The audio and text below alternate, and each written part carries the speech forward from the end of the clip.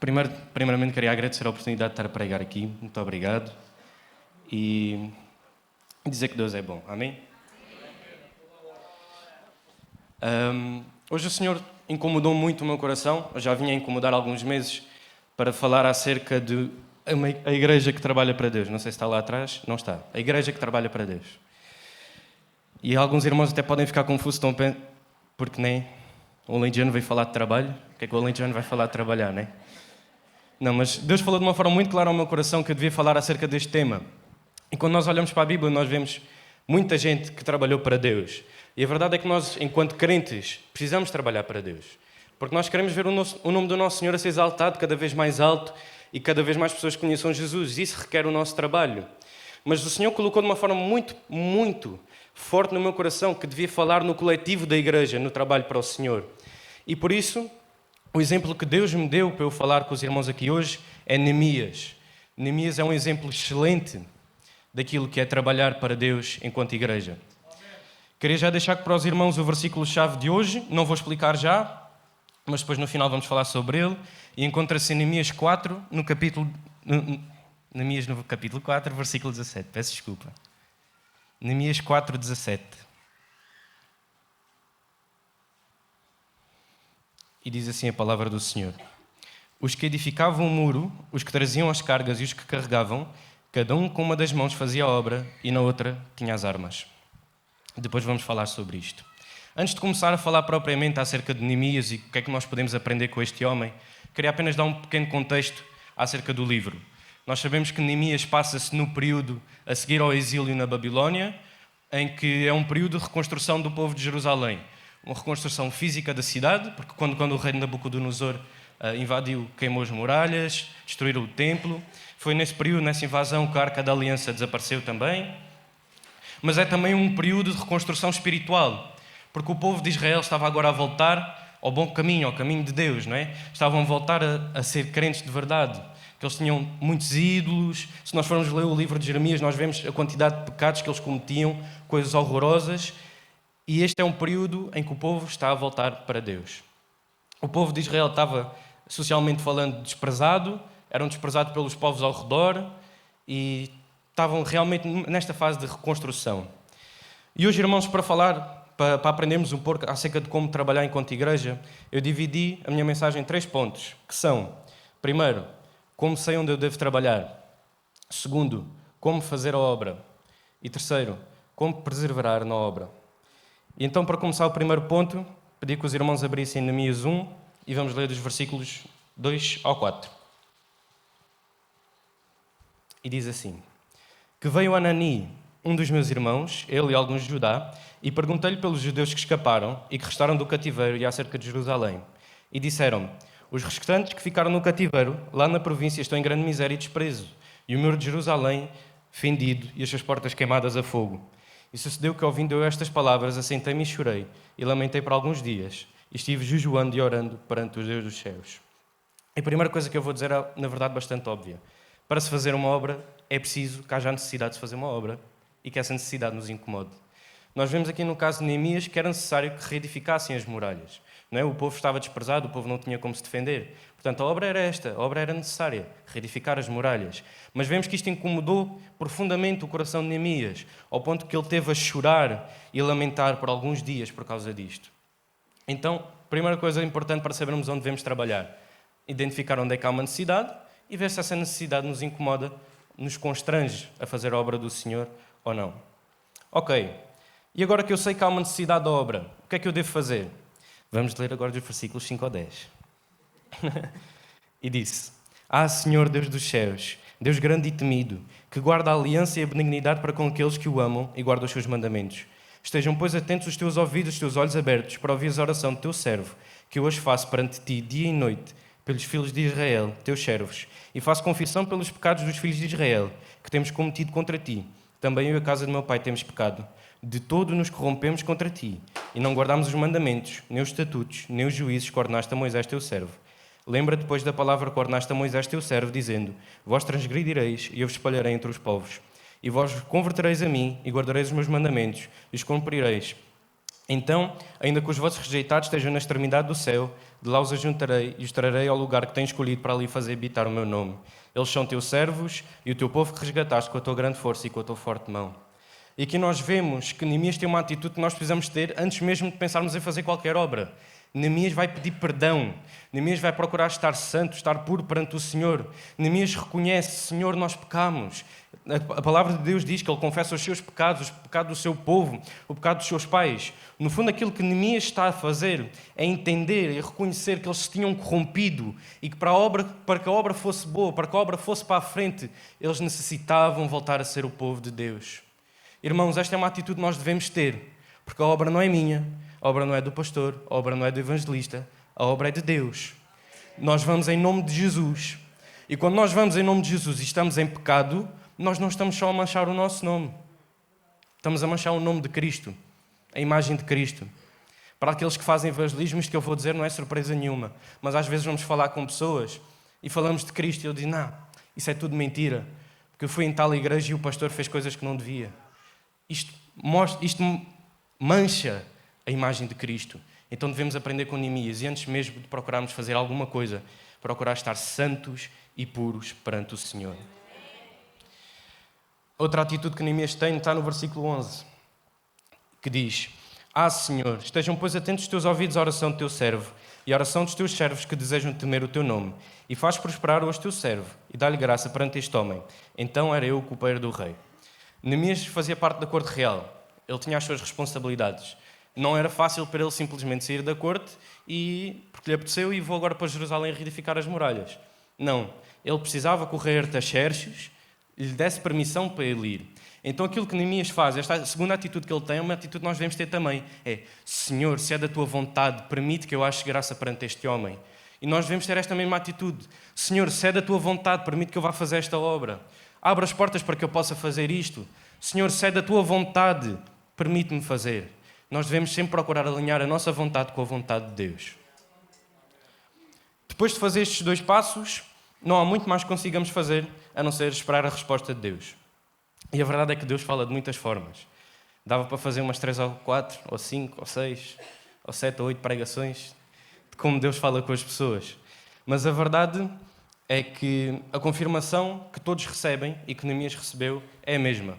Que se Deus quiser que nós façamos as obras, Ele vai abrir as portas para que a obra se faça. E nós vemos isto agora no capítulo 2, os versículos 1 a 8. E diz assim: Sucedeu, pois, no mês de Nisan, no ano 20º do rei Artaxerxes, que estava posto vinho diante dele. E eu peguei o vinho e o dei ao rei, porém eu nunca estivera triste diante dele. E o rei me disse: Por que está triste o teu rosto? Pois doente. Não é isto senão tristeza de coração. Então temi sobremaneira. E disse ao rei: Viva o rei para sempre. Como não estaria triste o meu rosto estando a cidade, o lugar do sepulcro dos meus pais assolada, e tendo sido consumidas as suas portas a fogo? E o rei me disse: Que me pedes agora? Então orei ao Deus dos céus. E disse ao rei: Se é do agrado do rei, e se teu servo é aceito em tua presença, peço que me envies a Judá, à cidade dos sepulcros dos meus pais, para que eu reedifique. Então o rei me disse, estando a rainha sentada junto a ele: Quanto durará a tua viagem? E quando voltarás? E aprovou o rei enviar-me, apontando-lhe um certo tempo. Disse mais ao rei: Se ao rei parece bem, dê-se-me cartas para os governadores além do rio, para que permitam passar até que chegue a Judá. Como também uma carta para Asaf, guarda da floresta do rei, para que me dê madeira para cobrir as portas do paço da casa, para o muro da cidade e para a casa em que eu houver de entrar. E o rei mas deu, segundo a boa mão de Deus, sobre mim. Então, depois de fazer tudo isto, depois de procurarmos de vermos onde é que há necessidade de obra, depois de procurarmos estar santos e puros perante o Senhor, depois de tentarmos procurar saber se é da vontade de Deus que façamos esta obra ou não, se for para fazer, Deus vai abrir as portas. E nós vemos que Neemias pediu permissão para ir, mas ele conseguiu, como diz no versículo 8, sobre a boa mão de Deus sobre mim, não só ir, como também materiais para fazer a construção da obra. Então connosco é assim: quando é para fazer, Deus abre as portas. Amém? Vamos então passar para o segundo ponto, que é como fazer a obra. E vemos no capítulo 3 de Neemias, a obra vai começar. E eu não vou ler nada do capítulo 3 de Neemias, porque eu confesso que é daqueles capítulos que eu detesto na Bíblia, que é um monte de nomes, uma lista assim comprida com muitos nomes, difíceis de pronunciar, nomes feios na sua maioria, e nós a dizer o que é que cada um fez. Não é? O capítulo 3 é uma lista longa de todos os colaboradores da obra e tudo aquilo que eles estavam a fazer na obra. Mas o capítulo 3 ensina-nos duas lições muito importantes. A primeira é a humildade. No capítulo 3, e é a humildade em dois sentidos. Nós vemos a humildade de Neemias e a humildade dos colaboradores. Na parte de Neemias, nós vemos que Neemias foi quem recebeu a obra, mas a obra era grande. E, portanto, Neemias procura a ajuda dos seus conterrâneos. E nós, enquanto igreja, devemos ter esta mesma atitude também. Às vezes o Senhor dá-nos uma obra grande, uma obra que é complicada de fazer a nós pessoalmente. E nós precisamos ter a humildade de reconhecer que às vezes precisamos de ajuda.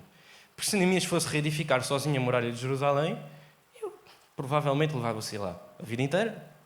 E a obra acabou em 52 dias, porque ele teve a humildade de saber pedir ajuda. E depois também tivemos a humildade daqueles que ajudaram na obra, que tiveram a humildade de se submeter ao líder que Deus colocou em frente à sua obra. E nós precisamos fazer isso. Irmão, já me aconteceu algumas situações de eu ver pessoas dizer precisam de ajuda naquele departamento, mas eu não gosto de quem está à frente, não gosto do responsável, não vou. Irmãos, precisamos ter humildade de reconhecer quem Deus escolhe para a obra e nos submetermos a eles. Amém? E a segunda lição que o capítulo 3 me ensina é que não devemos procurar a glória entre os homens. Se eu perguntar aos irmãos quem reedificou o muro de Jerusalém, eu acho que a maioria dos irmãos vai dizer Neemias. Muito dificilmente alguém vai dizer um destes nomes que aqui está, como por exemplo, vou ver aqui um ao caso, Mermote. Foi Mermote. O Mermote trabalhou muito bem na obra. Quem é Mermote, né? Irmãos, isto é uma lição muito importante para nós. Porque às vezes nós estamos a fazer a obra do Senhor, estamos a ajudar na igreja e estamos à espera de receber uma palmadinha nas costas. Dizer, trabalhaste bem, hein? Estás cansado, trabalhaste muito, não é? E às vezes não acontece e está tudo bem. E da mesma forma que estes nomes trabalharam e nós nos lembramos, e eles estão escritos aqui, aqueles que foram fiéis na obra e que forem fiéis até ao fim também não terão os seus nomes esquecidos por Deus. Às vezes nós gostamos de ouvir uma palavra encorajadora, né? De é isso, trabalhaste bem, continua. Mas não é isso que importa. O que importa é realmente agradar ao nosso Senhor. Amém? Ainda acerca de como fazer a obra, Neemias ensina-nos uma coisa muito importante, que é como lidar com os inimigos da obra. Engane-se a pessoa que acha que vai trabalhar para Deus, que vai trabalhar na igreja e que vai ser só trabalhar. Quando mais nós trabalhamos, mais o inimigo se incomoda. Porque quando nós trabalhamos para Deus, nós estamos a ir contra o objetivo do inimigo. O inimigo não quer que ninguém conheça a Cristo. E quando nós trabalhamos para que o máximo número de pessoas possível conheça a Cristo. Irmão, saiba disto. Se o inferno não te tem incomodado, é porque não tens incomodado o inferno. É uma boa frase, não é? Eu gostei. Irmãos, a irmã Silvina, alguns se calhar conhecem, de Reguengos, quando eu era mais novo, antes dos cultos, dava-me sempre um bocadinho da sabedoria dela, ensinava muitas coisas. E ela uma vez disse-me, nunca mais me esqueço, Pedro, se vis que a vida de um crente está tranquila, desconfia. Das duas, uma. Ou o crente não anda muito crente, ou então veio porcaria das grandes. E a verdade é esta, irmãos. Trabalhar para Deus exige muita luta. Nunca é só trabalhar, temos de estar sempre a lutar. E em Neemias, nós vemos algumas reações que os inimigos dele tiveram e que ainda hoje nós vemos parecido. Não exatamente, porque os tempos eram diferentes e acontecia aqui coisas que, se acontecesse hoje em dia, misericórdia, não é? Mas vamos ver aqui alguns exemplos das coisas que fizeram contra Neemias e que nós sofremos ainda hoje, as dificuldades que ele sofreu. A primeira está em Neemias 4, nos versículos 1 a 3. E diz: E sucedeu que, ouvindo Sambalate que edificávamos o muro, ardeu em ira e se indignou muito e escarneceu dos judeus. E falou na presença dos seus irmãos e do exército de Samaria e disse: Que fazem estes fracos judeus? Permite-se-lhe isto? Sacrificarão? Acabá-lo-ão num só dia? Vivificarão dos montes do pó as pedras que foram queimadas? E estava com ele Tobias, o amonita, e disse: Ainda que edifiquem, contudo, vindo uma raposa, derrubará facilmente o seu muro de pedra. E aqui vemos uma das primeiras e mais comuns reações a quando nós começamos a fazer a obra, que é a injúria. Qualquer pessoa que já começou a servir na igreja, que já começou a chegar lá fora a dizer eu sou cristão e a falar de Cristo, já sofreu um pouco disto. Olha, posso-vos dar um testemunho rápido. Quando eu fiz o meu primeiro vídeo com o Gabriel, a falar acerca da história da cruz, eu digo numa frase que a história da cruz não é uma história de terror, nem um drama, mas a mais bonita história de amor de todos os tempos. Eu sou uma pessoa que gosta de jogar jogos, daqueles de... jogos online, né? E estava a jogar com uns amigos meus. E eu fiquei chateado com eles porque eles deixaram morrer e foram-se embora, abandonaram-me lá. Fiquei, vocês deixaram morrer porquê? Eles viraram-se, Pedro, estás a escrever a mais bela história de amor do jogo. E eu, fogo. É normal estas reações, é normal fazerem de nós piadas. Qualquer pessoa que serve já sentiu isto um pouco na pele. A segunda dificuldade que Neemias encontra está nos versículos 7 e 8, ainda do capítulo 4. E diz: E sucedeu que, ouvindo Sambalate e Tobias, e os árabes, os amonitas, os asdoditas, que tanto ia crescendo a reparação dos muros em Jerusalém, que já as rupturas se começavam a tapar, iraram sobremodo, e ligaram-se entre si todos para virem guerrear contra Jerusalém e para os desviarem do seu intento. E que nestes versículos nós vemos que os inimigos ficam de tal forma irritados que a obra não parou, que eles não conseguiram desmotivar Neemias e os seus colaboradores, que eles decidem juntar os seus exércitos para ir guerrear contra aqueles que estão a fazer a obra. E isto é oposição. E na nossa vida como cristãos e na nossa vida na obra, a trabalhar para Deus, nós vamos sofrer oposição. A terceira dificuldade que Neemias encontra está no capítulo 6, os versículos 1 a 13. E diz: E sucedeu com vindo Sambalate, Tobias, Gesem o árabe e o resto dos nossos inimigos, que eu tinha edificado o muro e que nele já não havia brecha alguma, ainda que até neste tempo não tinha posto as portas nos portais, Sambalate e Gesem mandaram dizer-me: Vem, e congreguemos-nos juntamente nas aldeias, no vale do Ono. Porém tentavam fazer-me mal. E enviei-lhes mensageiros a dizer: Faço uma grande obra, de modo que não poderei descer, porque cessaria esta obra enquanto eu a deixasse e fosse ter convosco. E do mesmo modo enviaram a mim 4 vezes, e da mesma forma lhes respondi. Então Sambalate, ainda pela 5ª vez, me enviou o seu servo com uma carta aberta na sua mão, e na qual estava escrito: Entre os gentios se ouviu, e Gasmu diz: Tu e os judeus intentais rebelar-vos, então edificas o muro, e tu te farás rei deles, segundo estas palavras. E que puseste profetas para pregar em ti em Jerusalém, dizendo: Este é rei em Judá, de modo que o rei o ouvirá. Segundo estas palavras, vem, pois agora, e consultemos juntamente. Porém eu mandei dizer-lhe: De tudo o que tu dizes, coisa nenhuma sucedeu, mas tu do teu coração o inventas. Porque todos eles procuravam atemorizar-nos, dizendo: As suas mãos largarão a obra, e não se efetuará. Agora, pois, ó Deus, fortalece as minhas mãos. E entrando eu na casa de Semaías, filho de Delaías, filho de Metabel, que estava encerrado, disse ele: Vamos juntamente à casa de Deus, ao meio do templo, e fechemos as portas do templo, porque virão matar-te. Sim, de noite virão matar-te. Porém eu disse: Um homem como eu fugiria? E quem há como eu que entra no templo para que viva? De maneira nenhuma entrarei. E percebi que não era Deus quem o enviara, mas esta profecia falou contra mim, porquanto Tobias e Sambalate o subornaram. Para isto o subornaram, para me atemorizar, e para que assim fizesse e pecasse, para que tivessem alguma causa para me infamarem e assim me vituperarem. E aqui nós vemos que os inimigos de Neemias, a obra já está a chegar ao fim, eles conspiram contra ele, eles tentam inventar mentiras acerca dele, e os inimigos de Neemias estão a tentar com toda a sua força, todas as maneiras possíveis, tirar o foco de Neemias da obra. E isto são as distrações que nós ainda hoje enfrentamos. Apesar disto, irmãos, o livro de Neemias não é um livro que nos deve dar medo de eu vou fazer a obra, vai-me acontecer tanta coisa má. Não. O livro de Neemias é um livro que nos deve dar esperança. Porque ainda que todas estas coisas acontecessem, em 52 dias a obra terminou. Como está escrito no capítulo 6, versículo 15. Acabou-se, pois, o muro aos 25 do mês de Elul, em 52 dias. E isso leva-nos ao terceiro ponto. Como é que Neemias, sendo feito piada, continuou? Como é que Neemias, tendo um exército levantado contra si os seus colaboradores, continuou? Como é que Neemias continuou quando tentavam distraí-lo com tanta força? Como é que Neemias conseguiu terminar esta obra? E são 4 pontos. Primeiro ponto. Neemias tinha a noção que só pelo favor de Deus é que ele ia conseguir. E vemos isto em Neemias 2:20.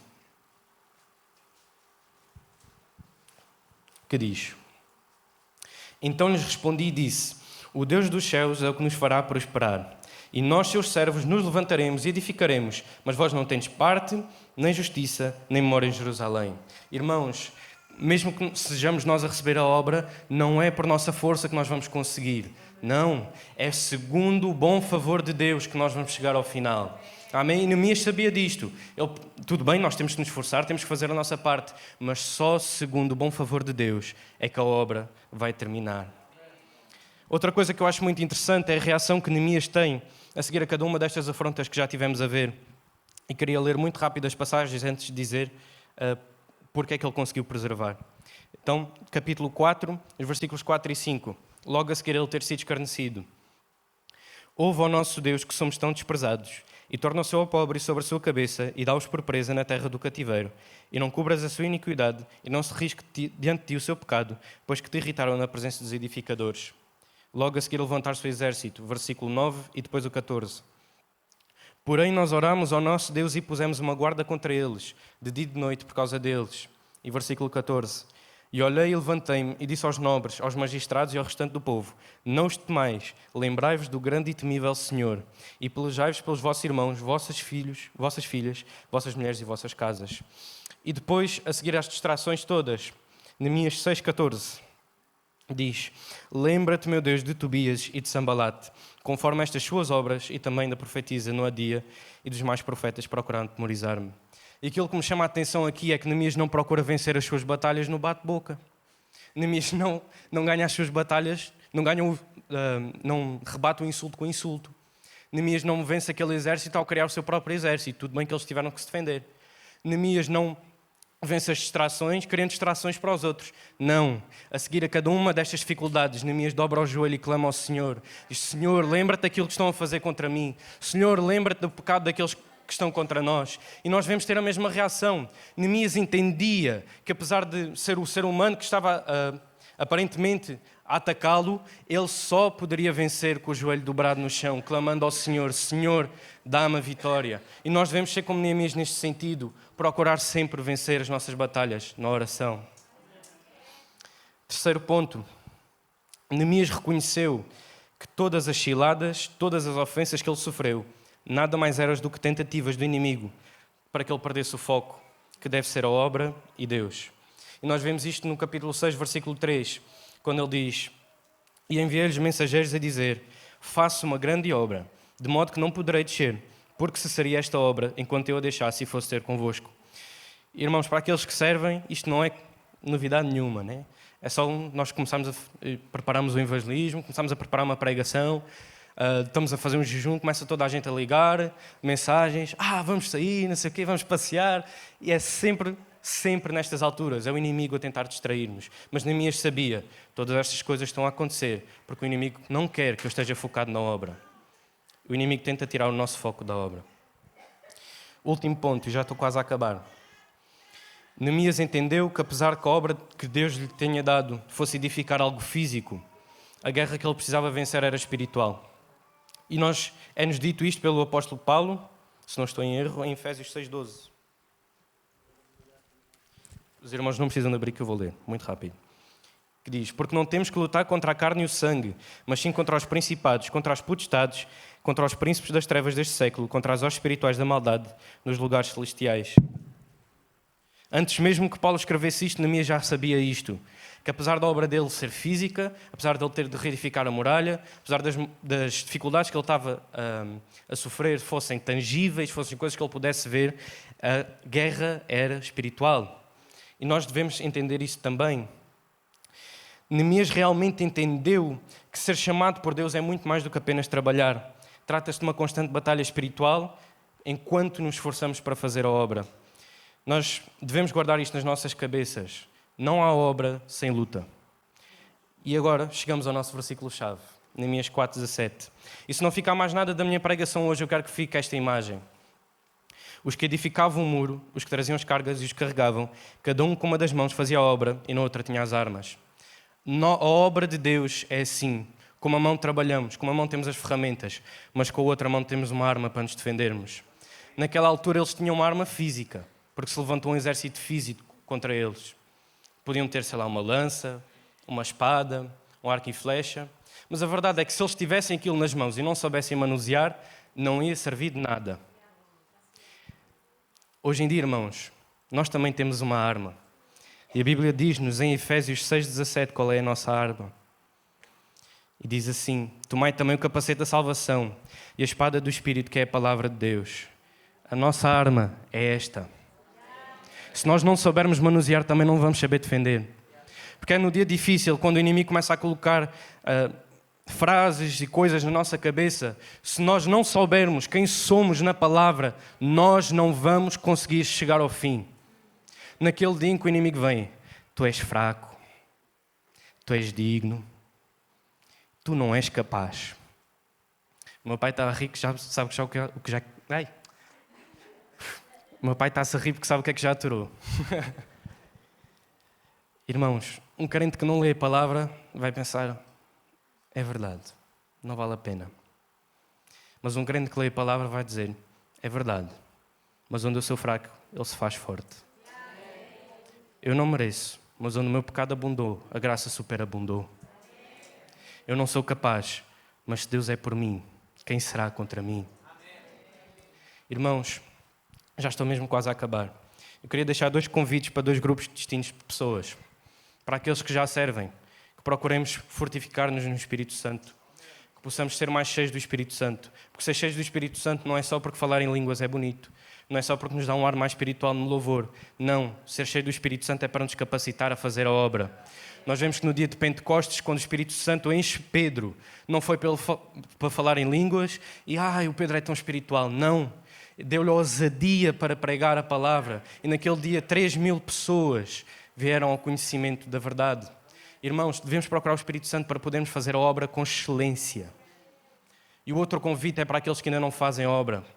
Se o Senhor te tem incomodado o coração e tu tens ouvido a voz do inimigo a dizer que tu não és bom o suficiente, que tu não és capaz, que não vai dar certo, eu desafio-te.